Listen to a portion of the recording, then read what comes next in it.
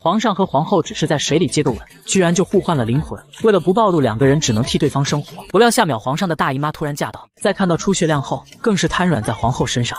出了那么多血，会不会死啊？只要没吃凉的，很快就会好起来的。可皇上看了看刚刚吃的雪糕加冰块，肚子瞬间就像针扎的一样。皇后赶紧将手搓热敷在皇上的肚子，又亲手熬制了红糖姜水。可实在疼痛难忍的皇上却要宣医师：不用，女子啊，年年如此，月月如此。原来做女子真的不容易。城主，莫不如趁热打铁，替妾身把孩子生了吧。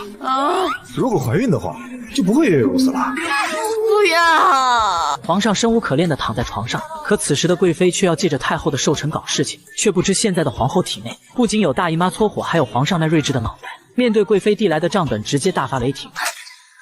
这几出是怎么回事？为什么才翻了没2页就这么多错漏？这城主夫人不是看不懂账目吗？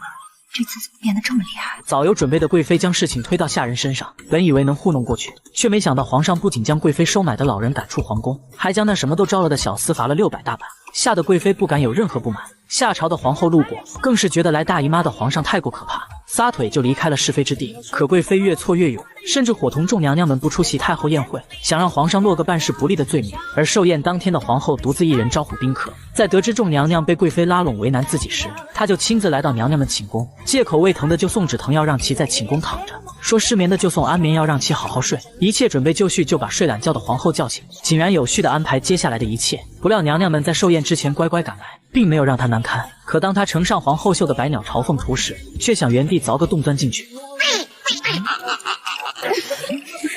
这分明是一幅小黄鸭戏水图，夫人故意把一幅百鸟朝凤绣成了一只鸭子，是何居心？皇上让皇后帮自己解释图中意思，可皇后却又推给了他。无奈的皇上只能临时发挥，编了一个自己都听不下去的理由。皇后见状赶紧打配合，太后见儿子都在夸赞，也就没有过多追究。而接下来的歌舞升平，纷纷祝贺太后之时，皇后却要出去透透气，独自一人来到大树旁，想着刚刚皇上的家人团聚。半睡半醒间，她担心自己上阵杀敌的父兄，不料皇上竟追了出来，还帮她披上了外衣，仿佛身份都换了回来。皇上深情地看着皇后，原来自从皇后进宫以来，就再也没有见过父亲。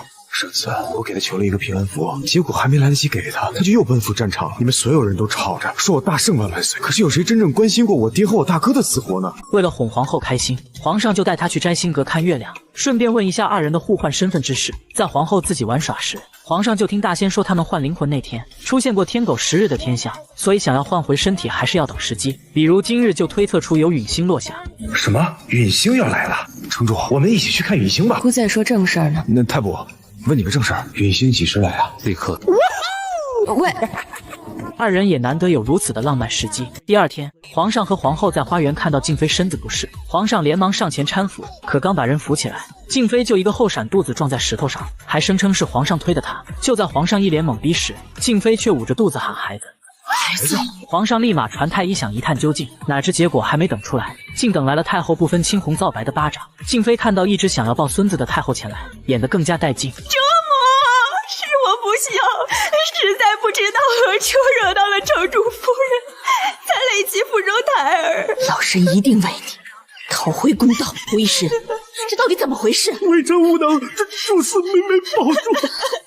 而皇上一眼看出端倪，并宣自己的私人太医前来。不料现在是皇后的身子，只能示意皇后下令。太后想着不能污了皇上的眼睛，便让人清理现场。想要查清真相的皇上急忙阻止，太后却以为他是在忤逆自己。你是越来越放肆，连老身的话你也公然违抗。抬手又要赏他巴掌，不料被皇后出手拦住。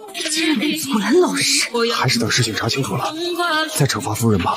皇上，事发突然，需调查清楚再做决断，且等江院正来。直到私人太医赶来，太后这才不再追究，让其赶紧给静妃把脉。可私人太医没一丝动静，太后这才反应过来，要皇上下令才能让其把脉。没想到一根绳子把脉，那铜铃般的大眼睛瞬间发现端倪，哪知要查药渣时，却被告知已经倒掉。不料皇上竟抓住了倒药渣的宫女，静妃立马神色慌张。私人医生也发现了药渣里的堕胎药，并指出静妃的胎儿已经胎死腹中多日。此话一出，今日之事明摆着是栽赃嫁祸。太后气急转头离开，静妃苦苦哀求终是无济于事，只能无声的痛苦。而门外一直心气高傲的太后握着皇上的手真诚道歉，并承诺一定会还他一个公道。皇后更是感同身受，毕竟太后针对人其实是自己。此时的皇上才知道，以前的许多事情可能都误解了皇后，想想还真是愧疚不已。而太后单独叫来皇上，实则是皇后提醒，不能独宠皇后一人，毕竟贵妃的父亲是当朝太傅，皇后父亲则是前朝重臣，要多加提防，掌握制衡之术。皇后这才明白，往日太后针对自己偏袒贵妃，竟是这样的一番考量，心中也瞬间畅快的许多。可当天晚上却收到大哥战场重伤被送了回来，皇后思哥心切想去探望，而如今的身份却是皇上。不料皇上因白天之事心中有愧，竟主动要代替皇后去看大舅哥，殊不知这一去竟让他暴露了身份。第二天一早，皇上带着私人太医看望大舅哥，面对大舅哥在战场上带来稀罕玩意儿，他一脸的不知所措。可大舅哥只当她是妹妹，就嘱咐他保护好皇上，因为大舅哥发现云阳伯最近有反常，担心他们会对皇上不利。皇上没想到徐家对自己竟如此忠心，不料铁憨憨二舅哥突然拉着他比武。二哥看看，二哥想死你了！走，跟二哥练两招。练武？我不行的。哎呀，走吧，走！完了，早知道就不来这徐家了，这是把我当靶子了。被迫当靶子的皇上实在是难以招架，在被二舅哥不停摧残时，他大脑不停的反转找借口。当了夫人，疏于练习。不是，不易懂吗？怎么了？啊？你怎么了？我怎么了？我哪不是了？我怎么说呀？小三背痛，腿抽筋。对，我受怀孕了。怀孕。我还有身孕了。可得知小妹怀有身孕的二位舅哥却没有一点开心，因为他们虽然常年征战在外，但也知道小妹一直不受皇上宠爱，只愿她能平安就好。皇上听到这些话，心中也是难以言表。而一旁的太监则一眼看出她没有身孕，甚至怀疑她不是真的皇后，于是在回宫时谎称有要事禀告。皇上还以为是大舅哥病情有隐情，就将侍女支开。不料太监从背后给了皇上一个葵花手，直言她不是皇后，要她如实招来。姜糖，你说笑了。我劝你最好想清楚再说话。你若说谎，我立即可以通过你的脉象知道，也随时可以口断你的脉搏。无奈的皇上只能说出自己的身份，可太监不仅没有相信，还亲自搭上他脉搏一探究竟。在探出皇上的气息后，吓得太监是魂飞魄散，连忙将皇上解开。哪知太监得知详细的换身过程后，竟想着能把自己残缺的身体和别人互换。皇上无奈地将其打断，将大舅哥的提醒告知，让他提前去准备。与此同时，皇上因互换灵魂之事和大仙商议解决办法，不料被路过的弟弟听到，并认为是皇后和大仙要谋反，这才赶紧向皇上身体里的皇后报信。无奈的皇后只能把小叔子带到凤仪宫。在皇上赶来后，小叔子一副如临大敌的样子。他这是怎么了？这傻小子呀，听到你跟太卜密谋要换了姑的身子。姑才是你的兄长，那个是你长嫂。啥？